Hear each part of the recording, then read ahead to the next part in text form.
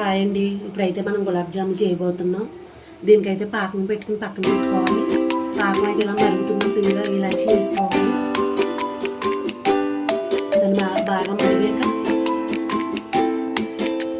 Gas off చేసేసుకోవాలి. దీన్ని పక్కన పెట్టేసుకోవడమే. ఇప్పుడైతే గులాబ్ జామున్ వేయించాము. ఇలా ఒకటి వేసుకోవాలి. మనం చేసుకోవాలి.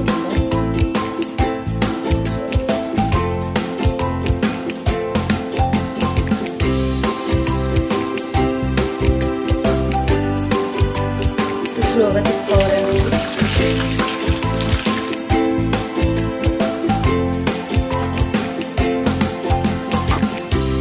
ఇప్పుడైతే గులాబ్ జామున్ రెడీ అవుతుంది. దీంట్లో కొద్దిగా పాకం వేసుకోవాలి. చూసారా ఎంత బాగా వచ్చిందో, ఎంత బాగుంది. మనం పిండి కలిపేటప్పుడు కొద్దిగా కాచి చల్లార్చుకోవాలి. కలుపుకుంటే ఎక్కడ పగుల్లో టేస్ట్